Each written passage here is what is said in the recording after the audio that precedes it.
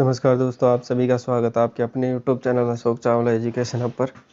दोस्तों, आज का लेसन प्लान है जिससे संबंधित आज हम चर्चा करने वाले हैं। संस्कृत पद्य का लेसन प्लान है और जिसका प्रकरण यानी शीर्षक है भारतीय वसंत गीति, यानी एक गीत शास्त्र है। ये ध्यान रखना, ये पद्य का ही एक पार्ट है जिससे संबंधित आप संपूर्ण चर्चा करने वाले हैं। तो पाठ्योजन स्टार्ट करने से पहले मैं सामान्य बात आपके साथ कर लेता हूँ। देखिए, आपको संस्कृत विषय पर हमारी प्लेलिस्ट जाके चेक करते हो तो संस्कृत विषय पर हमारी प्लेलिस्ट में आपको बहुत से लेसन प्लान देखने को मिल जाएंगे। वहाँ से आप अपना टॉपिक देख के वहाँ से इजीली उस पाठ्य योजना को बना सकते हैं। फिर भी अगर आपको और अन्य विषयों पर भी चाहिए तो वहाँ पे भी आपको प्लेलिस्ट में बहुत सभी विषयों पर लेसन प्लान देखने को मिल जाएंगे, तो आप इजीली बना सकते हो। फिर भी अगर किसी बच्चे को कोई ऐसा लेसन प्लान चाहिए जो कि नए टॉपिक या नए विषय पर आधारित हो तो आप हमारे को कमेंट कर सकते हैं या फिर हमारे को व्हाट्सअप नंबर दिए होते हैं, वहाँ पे भी आप विषय वस्तु भेज सकते हैं। मात्र 24 घंटे के अंतर्गत वो लेसन प्लान आपको प्रोवाइड करने की कोशिश करेंगे। चलिए देखिए, आज का लेसन प्लान है भारतीय वसंत गीति। जो आज का लेसन प्लान है वो ये सेमोसी कक्षा 9 का लेसन है जिससे संबंधित आज हम बात करने वाले हैं। यहाँ पे वैसे मैं कक्षा डिसाइड ज़्यादातर लेसन प्लानों में नहीं करता, वो क्या कि अपने टॉपिक से समझ जाते हैं सभी। फिर भी मैं बता देता हूँ, ये सेमोसी कक्षा 9 का संस्कृत का लेसन प्लान है। जो पहले पद्य की बात करते हैं, इसमें देखिए जो लेसन प्लान हम पढ़ाने जाते हैं तो सबसे पहले कक्षा में हम जब प्रवेश करते हैं तो सबसे पहले हम ब्लैक बोर्ड दिखाना होता है, ब्लैक बोर्ड की स्किल दिखानी होती है, जिसमें आप विद्यालय से नाम, कक्षा, कालांश, विषय, दिनांक, दिवस, अवधि इत्यादि ये सभी चीज़ें वहाँ पे आपको लिखनी होती है। और प्रकरण का नाम केवल वहाँ पे प्रकरण लिख के छोड़ दिया जाता है। प्रकरण का नाम आप तब यहाँ पे लिखते हैं जब आप प्रस्तावना के बाद उद्देश्य कथन करते हो। उद्देश्य कथन करते समय ही यहाँ पे लेसन प्लान का नाम लिखा जाता है, या प्रकरण या टॉपिक या शीर्षक जो भी आप कहें वो लिखा जाता है, उससे पहले वहाँ पे नहीं लिखा जाता है। ठीक है, ये पंडित वल्लभ शास्त्री की एक गीति काव्य की रचना है जिससे संबंधित आज हम संपूर्ण चर्चा करने वाले हैं। देखिए, सबसे पहले बात करते हैं हम उद्देश्य की। उद्देश्य दो प्रकार के होते हैं, एक सामान्य एवं विशिष्ट। देखिए, सामान्य उद्देश्य होते हैं हमारे विषय से संबंधित, जैसे आज का हमारा विषय है संस्कृत, तो संस्कृत से रिलेटेड जो भी उद्देश्य होंगे हमारे सामान्य उद्देश्य हैं। और जो हम प्रकरण या टॉपिक या शीर्षक से रिलेटेड जो इन उद्देश्य के बारे में बात करते हैं वो हमारे विशिष्ट उद्देश्य। जैसे हम बात करते हैं पहले सामान्य उद्देश्य की, छात्रेषु संस्कृत भाषाम प्रति अनुरागोत्पादम, यानी बच्चों में क्या करना है, छात्रों में क्या करना है, संस्कृत भाषा के प्रति जो अनुराग उत्पन्न होता है वो बच्चों में उत्पन्न करना है। छात्रेषु संस्कृत पद्यम प्रति अभिरुचि जागरणम, यानी छात्रों में क्या है, संस्कृत पद्य के प्रति उनकी रुचि को जागृत करना है। तीसरा देखिए, छात्राणाम शब्द भंडारस्य अभिवर्धनम, यानी छात्रों का जो शब्दों का भंडार है उसमें वृद्धि करना है, यानी उसको बढ़ाना, नए नए शब्दों का बच्चों में प्रवेश करवाना। अगला देखिए, छात्रेषु पद्यगत दर्शनानुगुणम स्वकीय जीवने आचरणाय प्रेरणा प्रदानम, यानी छात्रों का जो पद्य के प्रति जो दर्शन है, उन दर्शन देखने का गुण है, उसके प्रति अपने जीवन में उसका आचरण का प्रेरणा देना, ऐसे इसका उद्देश्य है। उसके बाद देखिए, छात्रेषु संस्कृत पद्यांशस्य अर्थग्रहणम समताया विकास है, यानी छात्रों में क्या करना है, पद्य की जो संस्कृत पद्य की रचना है उसका अर्थग्रहण बच्चों में क्षमता का विकास करना। उसके बाद बात करते हैं हम विशिष्ट उद्देश्य। विशिष्ट उद्देश्य हमारे टॉपिक या शीर्षक से रिलेटेड होते हैं, जिसमें पहला देखिए, पद्य माध्यमेन छात्र निनादे नवीन ललित, ठीक है, इत्यादि शब्द नाम अर्थान ज्ञास्यति, जैसे कि मैंने अभी बात की है कि छात्रों में नवीन शब्दों का नवीन ज्ञान भंडार करना है, शब्द भंडार में वृद्धि करना है। तो इन कुछ शब्द हैं जो पाठ्य योजना में हम पढ़ेंगे, लेसन में पढ़ेंगे विषय वस्तु के आधार पर। उसमें कुछ शब्द हैं जिनके बारे में बच्चों को बताएंगे। उसके बाद बात करते हैं छात्राणाम संस्कृत गीतिम प्रति रुचि उत्पादन, यानी संस्कृत का जो गीत है उसके प्रति रुचि उत्पन्न करना। मुख्यतः स्पेशली इसी गीत से रिलेटेड नहीं, संस्कृत गीतों से रिलेटेड जो काव्य है उसके प्रति बच्चों को रुचि उत्पन्न करना। अंतिम देखिए, छात्र में स्वजीवने संस्कृत गीति ज्ञास्यन्ति, यानी छात्रों में अपने जीवन में संस्कृत गीत का क्या महत्व है वो जान सकें। चलिए उसके बाद बात करते हैं उद्देश्य के बारे में। बात है शिक्षण में सहायक सामग्री। देखिए, शिक्षण सहायक सामग्री वो सामग्री होती है छात्र अध्यापक या छात्र अध्यापिका को पढ़ाते समय जिन जिन वस्तुओं की सहायता ली जाती है वो सभी चीज़ें क्या कहलाती है, शिक्षण में सहायक सामग्री। जैसे सुधाखंड हो गया, चौक हो गया, मार्जनी हमारा डस्टर हो गया, श्यामपट्ट हमारा ब्लैक बोर्ड हो गया, संकेतक हमारा पॉइंटर हो गया, आकुंचन फलक। ये विशेष ध्यान रखें, संस्कृत की अगर आप पाठ्य योजना बनाते हो तो आकुंचन फलक लिखना ज़्यादा उचित माना जाता है बिना लपेट फलक की। यहाँ पे लपेट फलक लिखते हो तो हिंदी, एसएस या फिर होम साइंस वगैरह अन्य विषयों में आप लपेट फलक लिख सकते हैं, लेकिन संस्कृत में अगर आप पाठ्य योजना बना रहे हो तो लपेट फलक को आकुंचन फलक लिखना ज़्यादा उचित माना जाता है। बाकी आपकी मर्जी। ठीक है। पूर्व ज्ञान अगर हम बात करें तो हर विषय से रिलेटेड आज हम टॉपिक पढ़ रहे हैं, उस टॉपिक से रिलेटेड बच्चे में पूर्व ज्ञान होना चाहिए। तो संस्कृत गीत के प्रति बच्चे में सविशेष जानन्ति, यानी बच्चे सामान्य संस्कृत गीत सुने हुए होते हैं। संस्कृत का जो विद्यार्थी है वो संस्कृत गीत पढ़ चुका है, सुन चुका है, तो उसके बारे में सामान्य जानकारी रखता है। ठीक है। बाकी एक्स्ट्रा नॉलेज देने के लिए छात्राध्यापक विषय वस्तु बच्चों को पढ़ा ही रहा है। तो ठीक है, अगला बिंदु करता है वो है प्रस्तावना। प्रस्तावना में 2 कॉलम विशेषतः बनाए जाते हैं, छात्राध्यापक क्रिया, छात्र क्रिया। छात्राध्यापक क्रिया में तो छात्राध्यापक अपना टॉपिक या शीर्षक निकलवाने के लिए बच्चों से कुछ प्रश्न करता है, और छात्र क्रिया में छात्र उन प्रश्नों का देने का प्रयास करता है, उत्तर देने का प्रयास करता है। जिसमें छात्राध्यापक द्वारा पूछा गया पहला प्रश्न देखिए, अस्माकं देशस्य नाम किम, तो भारतम, बता इजीली है, बता देगा। दूसरा देखिए, भारते कति ऋतवः सन्ति, तो भारत में 6 ऋतुएं चलती है। षट ऋतूणाम नामानि सन्ति, यानी 6 ऋतुओं के नाम क्या है, तो बसंत, ग्रीष्म, वर्षा, शरद, हेमंत, शीर्ष सन्ति, यानी 6 ऋतुओं का नाम बताएगा। उसके बाद देखिए, भारतीय वसंत गीति विषय भवंत किम जानती, ये भारतीय वसंत गीत है, इसके बारे में आप क्या जानते हैं। तो बच्चा इसमें ऐसा नहीं है कि संपूर्ण चीज़ें बता देगा, क्योंकि उसको प्रीवियस नॉलेज है, संपूर्ण नॉलेज नहीं होता। तो बच्चा इसमें संभावित उत्तर देगा। और बच्चा जहाँ पे समस्यात्मक होता है, जहाँ पे बच्चा प्रॉब्लमेटिक होता है, वहाँ पे छात्र अध्यापक द्वारा अगला कथन रखा जाता है, जो कि है उद्देश्य कथन।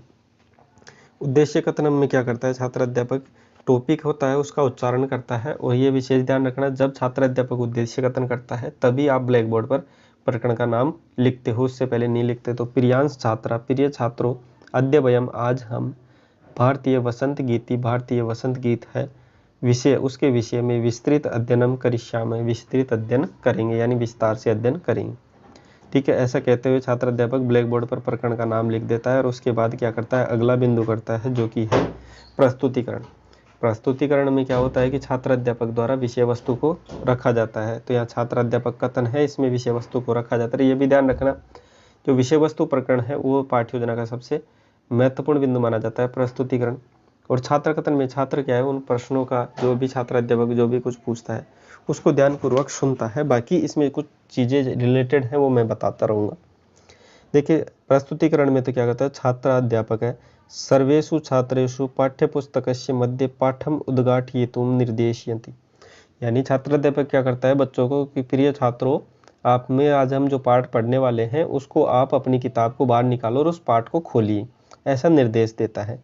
अब इसमें जो भी विषय वस्तु है, चाहे तो आप इसको पूरा भी लिख सकते हो विषय वस्तु को, बाकी आपको छोटा डैश डैश करके यहाँ पे लिखना ज़्यादा अच्छा माना जाता है, क्योंकि इसमें संपूर्ण विषय वस्तु आप पढ़ाते हो तब बच्चे को बताई जाती है। इसमें आप फॉर्मेलिटी से मतलब थोड़ा बहुत लिख के भी काम चला सकते हो। बाकी जिसकी इच्छा है लिखने की, वो पाठ को देखकर संपूर्ण पाठ का विषय वस्तु भी यहाँ पे लिख सकते हो, वो आपकी मर्जी है। अब आगे चलते हैं। इसमें बात देखिए, आदर्श वाचन या फिर इसको सस्वर वाचन भी आप कह सकते हो, क्योंकि इसमें छात्र अध्यापक द्वारा, छात्र अध्यापक है कक्षोचित सौरेण विराम आदि चिन्हानाम भावगुणानाम समुचित सौरेण शुद्धता स्पष्टतया च पद्यांशस्य आदर्श वाचन करिष्यन्ति, यानी छात्र अध्यापक इसमें क्या करता है कि जो भी पाठ है, जो भी विषय वस्तु है, उसको सस्वर वाचन यानी उसका स्वर के साथ उच्चारण करता है, उसके विराम चिन्हों को विशेष ध्यान रखा जाता है, भाव को विशेष ध्यान रखा जाता है, समुचित उसका स्वर कक्षा के स्तर के अनुसार होना चाहिए, शुद्धता एवं स्पष्टता, क्योंकि छात्र अध्यापक जो कथन करता है वो आदर्श वाचन है। छात्र आदर्श है ना, बच्चों का आदर्श रूप में, अगर बच्चा ही छात्र अध्यापक ही कुछ गलती करता है तो बच्चे तो गलती करेंगे, इसलिए सब चीज़ों का विशेष ध्यान रखा जाता है छात्र अध्यापक या छात्र अध्यापिका के द्वारा। तो इसमें सस्वर वाचन करता है और छात्र क्या करते हैं, इसमें ध्यानपूर्वक सुनते हैं। सर्वे छात्र ध्यानपूर्वकम श्रोष्यन्ति, यानी ध्यानपूर्वक उसको सुनते हैं। ठीक है, ये हो गया। उसके बाद छात्र अध्यापक क्या करता है, अगला कथन करता है, जो कि है अनुवाचन या फिर अनुकरण वाचन। जैसे आप गद्यांश की बात करते हैं तो वहाँ पे अनुकरण वाचन लिख सकते हैं, यहाँ पे अनुवाचन या फिर बच्चों पुनः सस्वर वाचन इसमें अनुवाचन के रूप में लिखा जाता है, जिसमें छात्र अध्यापक कतिपय छात्रान यानी कुछ छात्रों को आदर्श वाचन के अनुसार पद्यांशस्य अनुवाचनाय निर्देश्यति। क्या करता है इसमें छात्र अध्यापक, कुछ बच्चों को वहाँ पे खड़ा करता है और बोलता है जैसे मैंने इसका सस्वर वाचन किया, अब इसका अनुवाचन करो, आप भी इसका सस्वर वाचन करो। ये कुछ छात्रों को किया जाता है और बाकी अन्य छात्र सावधानतया श्रोष्यन्ति, यानी जो अन्य छात्र है वो सावधानी पूर्वक उसको सुनते हैं। ठीक है, जो भी विषय वस्तु उसको छात्र अध्यापक के द्वारा पढ़ाने के बाद छात्र वापस उसको छात्रों को पढ़ाया जाता है। अशुद्धि संशोधनम, इसका देखिए मुख्य उद्देश्य यही होता है कि छात्र अध्यापक के द्वारा पढ़ाई हुई चीज़ को छात्र वापस पढ़ता है, लेकिन छात्र तो ज्ञान करने वाला है, कुछ न कुछ उसमें अशुद्धियाँ हो जाती है, तो उन अशुद्धियों को छात्र अध्यापक ब्लैक बोर्ड पे लिखता है। छात्र अध्यापक क्या करता है, छात्रों की सहायता से उनको फिर हल भी करवाता है। जैसे इसमें मैंने लिख भी रखा है, छात्र अध्यापक है छात्री अनुवाचनाएं पठित्वान पठिता नाम अशुद्ध शब्दा नाम श्याम पट्ट ऊपरी लेखनेन छात्र नाम च संयोगेन, यानी छात्रों के संयोग से संशोधनम करिष्यन, यानी छात्रों के संयोग से उसका क्या करता है, संशोधन करता है। अब सर्वे छात्रा ध्यानपूर्वकम लेखिष्यन्ति, यानी उसको लिखेंगे एवं ध्यानपूर्वक सुनेंगे। ठीक है, ये हो गया हमारा अशुद्धि संशोधन। उसके बाद बात करते हैं काठिन्य निवारण। देखिए पाठ्य योजना में काठिन्य निवारण बहुत इंपॉर्टेंट माना जाता है, क्योंकि इसमें बच्चों की अशुद्धियाँ दूर की जाती हैं। कुछ कठिन शब्द होते हैं जिनसे पाठ्य योजना पढ़ते समय बच्चे को ईजिली समझ में आ जाता है। जिसमें कठिन शब्द, अगर बच्चे को किन्हीं शब्दों को समझने में दिक्कत आई है, पाठ्य योजना तो पढ़ ली लेकिन उसको समझने में दिक्कत आई है, तो वो कठिन शब्दों का निवारण किया जाता है, जिसे काठिन्य निवारण कहते हैं। इसमें कुछ शब्द है, उसका अर्थ बताया जाता है और उसके वाक्य प्रयोग भी किए जाते हैं। जैसे निनाद्य, निनाद्य का मतलब क्या होता है, इसमें बजाओ या फिर वाद्य, कुछ भी इसमें मैंने इसमें लिख रखा है। बाकी डक्का निनाद यानी ढोलक बजाओ। ठीक है, इस प्रकार से इसमें आप वाक्य प्रयोग भी कर सकते हैं। वाक्य प्रयोग जरूरी नहीं है, इसमें ये विशेष ध्यान रखें, वाक्य प्रयोग या अर्थ बताते समय इसके में ये जरूरी नहीं है कि आप पाठ के अकॉर्डिंग बताओ। इसमें आप वाक्य प्रयोग आपके मतलब के अनुसार, आपके बच्चा जो भी जानता है उसके अनुसार, इसमें बच्चों का मूल्यांकन भी हो जाता है। ठीक है, इसमें विशेष ध्यान, यहाँ पे आप मूल्यांकन भी लिख सकते हैं क्योंकि बच्चे का इसमें मूल्यांकन होता है। वैसे ही अगला शब्द है मृदु, ललित इत्यादि, ये सभी चीज़ों का यहाँ पे मैंने डिटेल से लिख रखा है। फिर भी कोई समस्या आती है तो आप पूछ सकते हो। ठीक है, पाठ्य योजना लंबी ना हो इसलिए मैं थोड़ा शॉर्ट में चलता हूँ। उसके बाद देखिए अगला बिंदु है मौन वाचन। देखिए मौन वाचन में क्या होता है कि छात्र अध्यापक द्वारा ये निर्देशित किया जाता है कि बच्चों आप इसको एक बार शांत रहते हुए इस पाठ को दोबारा से पढ़ो, क्योंकि आपका जो कठिन्य निवारण किया गया है, मतलब जहाँ पे आपको कहीं कुछ शब्दों में कठिनता आई है पढ़ने में समझने में, वो उसका निवारण हो चुका है। अब आप इसको पुनः शांत मन से दोबारा से पढ़े। और छात्र अध्यापक क्या करता है, उस कक्षा का निरीक्षण करता है। वही चीज़ें मैंने यहाँ लिखी है। देखिए छात्र अध्यापक सर्वान छात्रान, सभी छात्रों को मौन वाचनाएं निर्देश, मौन वाचन करने के लिए निर्देश देता है। और स्वयं से खुद, स्वयं यानी खुद होता है, कक्षा या निरीक्षणम करिष्यन्ति यानी कक्षा का स्वयं निरीक्षण करता है। अगला बिंदु है विचार विश्लेषणम स्पष्टीकरणम से। इसमें क्या करता है, छात्र अध्यापक का विकास करता है, उन कौशलों का विकास का, बच्चों की तर्क शक्ति, उसकी कौशल शक्ति का विकास करता है।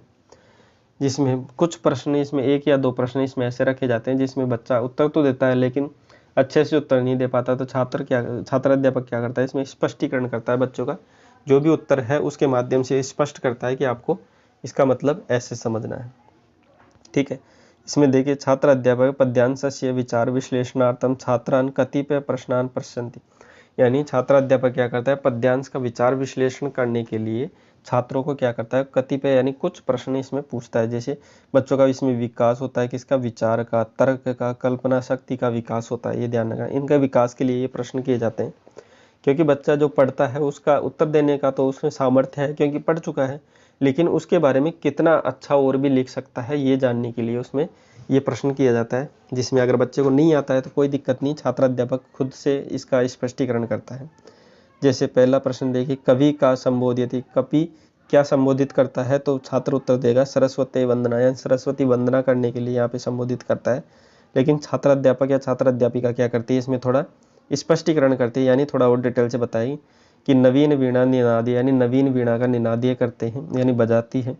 ललित नीति श्लोक, नीति लीनाम गीति मृदु, यहाँ पे थोड़ा कटा हुआ है, मैं थोड़ा इसको, अभी दिख रहा होगा आपको अच्छे से। ठीक है, इसमें क्या करता है कि इनको छात्र अध्यापक क्या करता है कि ये बताता है कि नवीन वीणा निनाद, यानी जो माँ सरस्वती है उसको ये संबोधित करता है कि आप नवीन जो वीणा है उसको बजाओ। और गीति मृदुम से, यानी जो सुंदर आपकी जो गायन है उस कला का प्रदर्शन करे। सरसा सरला सरसाला लसंती, यानी जो आपको सुशोभित करने वाली जो ये वाणी है इसका प्रयोग करें। ये मतलब वंदना करता है, एक मतलब से आपका होता है, एक प्रार्थना करता है। ये सभी चीज़ें छात्र अध्यापक बताता है। दूसरा देखिए, सरसा रसला कदा लसंती, यानी कब सरसा रसला होता है, यानी कब ऐसे मतलब सुशोभित करती है, तो ये नवीन वीणा निनादे, यानी अपनी नवीन वीणा को बजाते है तब ये चीज़ें क्या करती है, सुशोभित होती है। इसमें छात्र अध्यापक फिर स्पष्टीकरण करके यदा कवि महोदय सरस्वती निवेदयति, यानी जब कवि महोदय क्या करता है, निवेदित करता है यानी वंदना करता है माँ सरस्वती से, प्रार्थना करता है कि ए वाणी की मधुर माधुर्य से आप क्या करो, नवीन वीणा को बजाओ, ठीक है, और ललित नीति लीनाम गीति मृदु गाय, यानी अपनी जो गायन की जो कला है उसका प्रदर्शन है। तदा सरला रसला लसंती, यानी जो आपकी जो सरसा ये रसला है ये सभी चीज़ों को आप क्या करते हैं, सुशोभित कर दें, ठीक है। मतलब इसका डिटेल से अगर पाठ में आप जब पढ़ोगे तो ये चीज़ें आपको अच्छे से पता हो, क्योंकि इसका जो आप शब्दार्थ देखते हो तब चीज़ें आपको ये समझ में आती हैं। चलिए आगे बढ़ते हैं। देखिए अगला बिंदु है मूल्यांकन प्रश्न। इसमें छात्र अध्यापक द्वारा बच्चों का आकलन करने के लिए कुछ प्रश्न रखे जाते हैं जिसे मूल्यांकन प्रश्न कहा जाता है। जिसमें पहला देखिए, प्रस्तुत पद्य कवि नाम की मस्ती, यानी प्रस्तुत जो पद्य आज हम पढ़ रहे हैं उसमें कवि का नाम क्या है, तो पंडित जानकी वल्लभ शास्त्री है, जिसी की एक कविता है काकली, जिसमें ये चीज़ें हम पढ़ रहे हैं, ये ध्यान रखना। तो अश्य पद्य कश्मीन रचनाया अंग, जैसे कि ये देख ले, दूसरा प्रश्न यही कर लिया गया है कि इस पद्य को आज हम पढ़ रहे हैं वो रचना है वो किसकी है, तो वो काकली रचना है। काकली एक गीत शास्त्र है, उसकी ही एक अंग के रूप में इसको हम पढ़ते हैं। कीदृशी वीणाम निनादयतुम प्रार्थयति, यानी ये इसमें छात्र अध्यापक द्वारा ये बताया जाता है कि माँ सरस्वती के ये प्रार्थना की जाती है कि आप नवीन वीणा बजाओ, ऐसी वो प्रार्थना करते हैं। उसके बाद देखिए, निनादीय इति शब्द का अर्थ, यानी निनादीय इसका शब्द अर्थ गुंजित करना या बजाना, ठीक है। उसके बाद पांचवा प्रश्न देखिए, काकली इति शब्द क्या है, यानी जो ये शास्त्री जी हैं लेखक हैं, इनकी क्या है कि कौन सी गीति काव्य है जिसका काकली है, उस गीति काव्य का क्या अर्थ है, ठीक है। तो काकली का मतलब है कोयल की आवाज़। उसके बाद देखिए अगला बिंदु है वो है गृह कार्य, यानी ये पाठ्य योजना का महत्वपूर्ण बिंदु और अंतिम बिंदु माना जाता है। इसमें क्या होता है कि छात्र अध्यापक द्वारा या छात्र अध्यापिका द्वारा ऐसा प्रश्न बच्चों के सामने रखा जाता है जिसमें बच्चों का क्या है, संपूर्ण पाठ का रिवीजन भी हो जाता है और पूरी विषय वस्तु दोबारा से समझ में भी आ जाती है। जिसमें देखिए प्रश्न है, पाठ्य अस्मिन वीणा या चर्चा करिष्यन, यानी पाठ में किसकी वीणा की चर्चा की गई है। अन्य शाम पंचवाद्य यंत्राणाम चित्रम तथा च तेषाम नामानि लिखत्वा आनियत, यानी छात्र अध्यापक या छात्र अध्यापक द्वारा बच्चों को ये कहा जाता है कि आज इस पाठ में हमने वीणा की बात की है, वीणा की चर्चा की है, लेकिन आपको ऐसे ही 5 अन्य वाद्य यंत्रों को भी उसका चित्र बनाकर एवं उसमें क्या है उसके नाम भी लिख लेके आए। ये बच्चे का होमवर्क हो गया है। इसमें बच्चे का वीणा के बारे में पाठ को पढ़ ही लिया है और ऐसे ही कुछ वाद्य यंत्र हो रहे हैं जिसमें बच्चा गृह कार्य के रूप में लिख कर लेता है। तो दोस्तों आज की पाठ्य योजना होती है यहाँ पे समाप्त है। इसकी PDF की लिंक आपको डिस्क्रिप्शन में मैं डाल दूंगा, वहाँ से आप इसको इजीली डाउनलोड करके बना सकते हो, कोई समस्या नहीं है। फिर भी बच्चे को कहीं पे आपको कोई समस्या आती है तो आप हमारे को पूछ सकते हैं, मैं यहाँ बैठा हूँ बताने के लिए। और आपको कोई नए टॉपिक या नए विषय पर कोई लेसन प्लान चाहिए जो कि हमारे चैनल पर या फिर आपको यूट्यूब पर प्राप्त नहीं हो रहा, तो ये हमारे व्हाट्सअप नंबर है, यहाँ पर आप हमारे को विषय वस्तु भेज सकते हैं। मात्र 24 घंटे के अंतर्गत हम जल्दी से जल्दी वो कोशिश करते हैं कि आपको लेसन प्लान हमारे चैनल के माध्यम से प्रोवाइड करवा दें। बाकी जो बच्चा चैनल पर नया हो वो ज़रूर वीडियो को लाइक एंड सब्सक्राइब कर ले और बेल आइकन जरूर प्रेस कर ले, क्योंकि ऐसे ही वीडियो के लिए आप अगर जुड़ते हो तो ऐसे वीडियो हमारे चैनल पर वैसे तो बहुत से अपलोड हैं, फिर भी ऐसे वीडियो के जो भी हम अपलोड करते हैं उसका नोटिफिकेशन आपको सबसे पहले मिले, इसके बेल आइकन जरूर प्रेस कर लिए। चलिए वीडियो को जरूर लाइक करके जाइए अगर आपको पसंद आया तो, ठीक है। जरूर मिलते हैं ऐसी नई रोचक पाठ्य योजना के साथ। वीडियो देखने के लिए आपका बहुत बहुत धन्यवाद।